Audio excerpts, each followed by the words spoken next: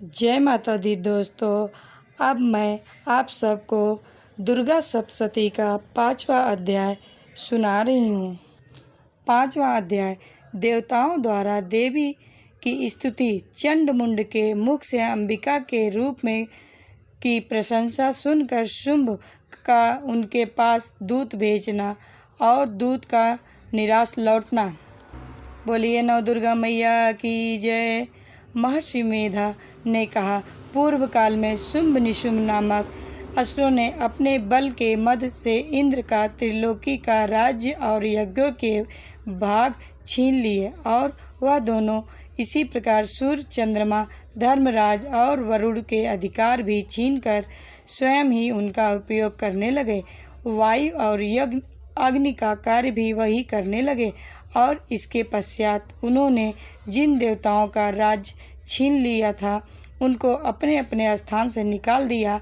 इस तरह से अधिकार छीने हुए दैत्यों तथा दैत्यों द्वारा निकाले हुए देवता अपराजिता देवी का स्मरण करने लगे कि देवी ने हमको वर दिया था कि मैं तुम्हारी संपूर्ण विपत्तियों को नष्ट करके रक्षा करूंगी।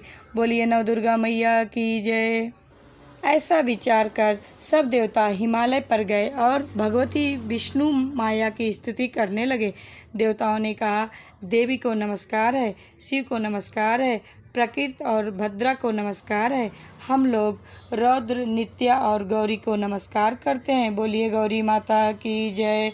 ज्योत्सनामयी, चंद्र रूपिणी व सुख स्वरूपा देवी को निरंतर नमस्कार है। शरणागतों के कल्याण करने वाली वृद्धि और सिद्ध रूपा देवी को हम बार बार नमस्कार करते हैं। और नेत्री राजाओं की लक्ष्मी तथा सर्वाणी को नमस्कार है। दुर्गा को दुर्ग स्थलों को पार करने वाली दुर्ग पारा को सारा सर्वकारिणी ख्याति कृष्ण और धूम देवी को सदैव नमस्कार है। बोलिए नव दुर्गा मैया की जय। अत्यंत सौम्य तथा अत्यंत रौद्र रूप को हम नमस्कार करते हैं, उन्हें हमारा बारंबार प्रणाम है। बोलिए नव दुर्गा मैया की जय। जगत की आधारकृत देवी को बार बार नमस्कार करते हैं। जिस देवी को प्राणी मात्र विष्णु माया कहते हैं उसको नमस्कार है, उसको नमस्कार है, उसको नमस्कार है। जो देवी संपूर्ण प्राणियों में चेतना का लाती हैं उसको नमस्कार है, उसको नमस्कार है, उसको नमस्कार है। जो देवी संपूर्ण प्राणियों में बुद्ध रूप से स्थित है उसको नमस्कार है, उसको नमस्कार है, उसको नमस्कार है। जो देवी सब प्राणियों में निद्रा रूप में विराजमान है उसको नमस्कार है, उसको नमस्कार है, उसको नमस्कार है।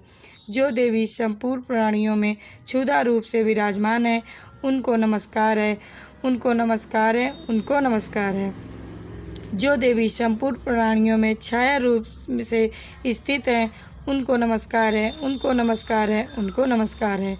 जो देवी सब प्राणियों में शक्ति रूप से स्थित है उसको नमस्कार है, उसको नमस्कार है, उसको नमस्कार है।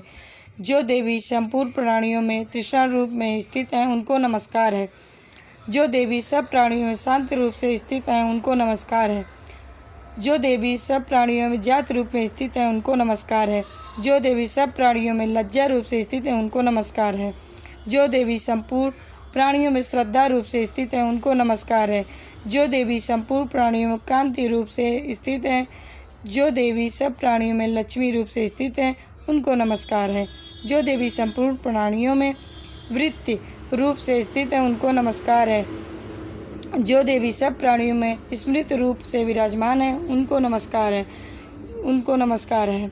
जो देवी सब प्राणियों में दया रूप से स्थित है उनको नमस्कार है। जो देवी सब प्राणियों में तुष्ट रूप से स्थित है उनको नमस्कार है। जो देवी सब प्राणियों में मातृ रूप से स्थित है उनको नमस्कार है, उनको नमस्कार है। जो देवी संपूर्ण प्राणियों में भ्रांति रूप से स्थित है उनको नमस्कार है। जो देवी संपूर्ण प्राणियों में नित्य व्याप्त रहती हैं उनको नमस्कार है। जो देवी चैतन्य रूप से इस संपूर्ण संसार को व्याप्त करके स्थित हैं उनको नमस्कार है।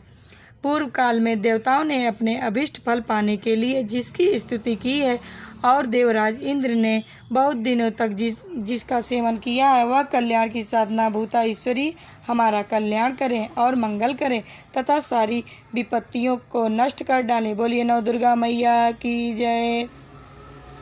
असुरों के सताए हुए हम संपूर्ण देवता उस परमेश्वरी को इस समय नमस्कार करते हैं तथा जो भक्तिपूर्वक स्मरण किए जाने पर तुरंत ही सब विपत्तियों को नष्ट कर देती हैं, वह जगदम्बा इस समय भी हमारा मंगल करके हमारी समस्त विपत्तियों को दूर करें। बोलिए नव दुर्गा मैया की जय।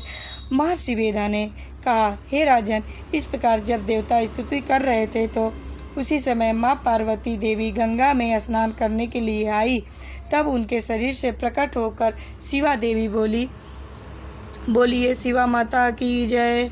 शुंभ दैत्य के द्वारा स्वर्ग से निकले हुए और निशुंभ से हारे हुए यह देवता मेरी स्तुति कर रहे हैं। पार्वती के शरीर से अंबिका निकली थी। बोलिए अंबिका माता की जय।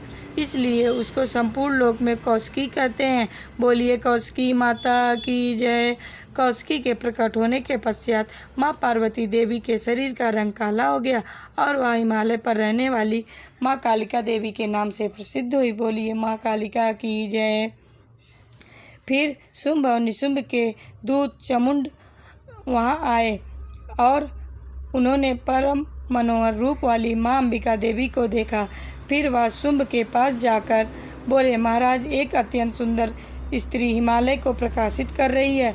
वैसा रंग रूप आज तक हमने किसी स्त्री को में नहीं देखा। असुरेश्वर, आप यह पता लगाएं कि वह कौन है और उसको ग्रहण कर लें। वह स्त्रियों में रत्न है। वह अपनी कांत से दसों दिशाओं को प्रकाशित करती हुई वहाँ उपस्थित है, इसलिए आपका उसको देखना उचित है। बोलिए नव दुर्गा मैया की जय। हे प्रभु, तीनों लोकों के हाथी, घोड़े और मणि इत्यादि जितने रत्न हैं वह सब इस समय आपके घर में शोभायमान हैं। हाथियों में रत्न रूप ऐरावत हाथी और उच्च श्रेवा नामक घोड़ा तो आप इंद्र से ले आए हैं। हंसों द्वारा जुता हुआ विमान जो कि ब्रह्मा जी के पास था अब भी आपके पास है। यह महापद्म नाम खजाना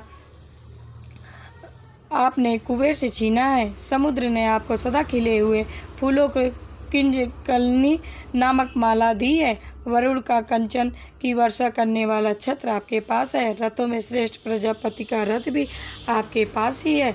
बोलिए नव दुर्गा मैया की जय। हे दैत्येंद्र, मृत्यु से उत्क्रांतिका नामक शक्ति भी आपने छीन ली है और वरुण का पास भी आपके भ्राता निशुंभ के अधिकार में है। और जो अग्नि में न जल सके ऐसे दो वस्त्र भी अग्निदेव ने आपको दिए हैं।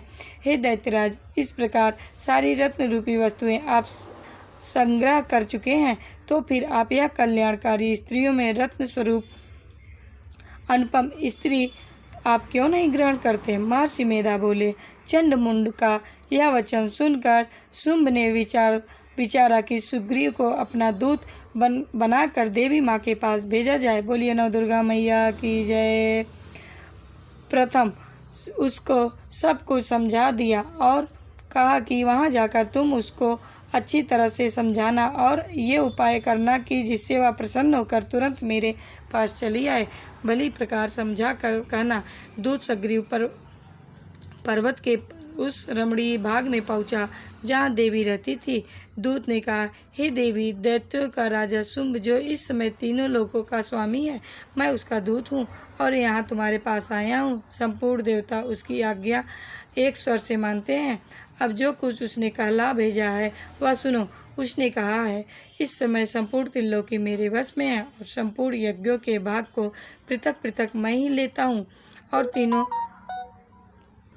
लोकों में जितने श्रेष्ठ रत्न हैं वह सब मेरे पास हैं। देवराज इंद्र का वाहन ऐरावत मेरे पास है जो मैंने छीन लिया है। उच्चश्रवा नामक घोड़ा जो क्षीर सागर मंथन करने से प्रकट हुआ था उसे देवताओं ने मुझे समर्पित किया है। बोलिए नव दुर्गा मैया की जय।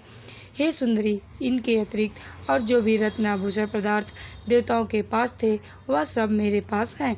हे देवी, मैं तुम्हें संसार की स्त्रियों में रत्न मानता हूँ क्योंकि रत्नों का उपभोग करने वाला मैं ही हूँ। हे चंचल कटाओं वाली सुंदरी, अब यह सब मैं तुझ पर छोड़ता हूँ कि तू मेरे या मेरे भाई महापराक्रमी निशुंभ की सेवा में आ जाए। यदि तू मुझे वरेगी तो तुझे अतुल महान ऐश्वर्य की प्राप्ति होगी। अतः तुम अपनी बुद्धि से यह विचार कर मेरे पास चली आओ। महर्षि मेधा ने कहा, दूत के ऐसा कहने पर संपूर्ण जगत का कल्याण करने वाली भगवती दुर्गा माँ मन ही मन मुस्कुराई और इस प्रकार कहने लगी। देवी ने कहा, हे दूत, तू जो कुछ कह रहा है वह सत्य है और इसमें किंचित मात्र भी झूठ नहीं है। शुंभ इस समय तीनों लोकों का स्वामी है और निशुंभ भी उसी की तरह महापराक्रमी है, किंतु इसके संबंध में मैं जो प्रतिज्ञा कर चुकी हूँ उसे मैं कैसे झुठला सकती हूँ। अतः तू मैंने जो प्रतिज्ञा की है उसे सुन। बोलिए नव दुर्गा मैया की जय। जो मुझे युद्ध में जीत लेगा और मेरे अभिमान को खंडित करेगा तथा बल में मेरे समान होगा वही मेरा स्वामी होगा। इसलिए शुंभ अथवा निशुंभ यहाँ आवे और युद्ध में जीत कर मुझसे विवाह कर ले, इसमें भला देर की क्या आवश्यकता है। दूत ने कहा, हे देवी, तुम अभिमान में भरी हुई हो, मेरे सामने तुम ऐसी बात ना करो। इस त्रिलोकी में मुझे तो ऐसा कोई दिखाई नहीं देता जो शुंभ और निशुंभ के सामने ठहर सके। हे देवी, जब अन्य देवताओं में से कोई शुंभ निशुंभ के समान युद्ध में ठहर नहीं सकता तो तुम जैसी स्त्री उनके सामने रणभूमि में ठहर सकेगी। बोलिए नव दुर्गा मैया की जय। जिन शुंभ आदि असुरों के सामने इंद्र आदि देवता नहीं ठहर सके तो फिर तुम अकेली स्त्री उनके सामने कैसे ठहर सकेगी। अतः तुम मेरा कहना मानकर उनके पास चली जाओ, नहीं तो जब वह तुम्हें केस पकड़कर घसीटते हुए ले जाएंगे तो तुम्हारा गौरव नष्ट हो जाएगा। इसलिए मेरी बात मान लो। देवी ने कहा, जो कुछ तुमने कहा ठीक है। शुंभ और निशुंभ बड़े बलवान हैं, लेकिन मैं क्या कर सकती हूँ, क्योंकि मैं बिना विचारे प्रतिज्ञा कर चुकी हूँ। इसलिए तुम जाओ और मैंने जो कुछ भी कहा है वह सब आदरपूर्वक असुरेंद्र से कह दो। इसके पश्चात जो वह उचित समझे करे। इस प्रकार 5वां अध्याय समाप्त। बोलिए नव दुर्गा मैया की जय। दोस्तों, अगर आप सभी को हमारी वीडियो अच्छी लगी हो तो प्लीज़ सब्सक्राइब ज़रूर कीजिएगा।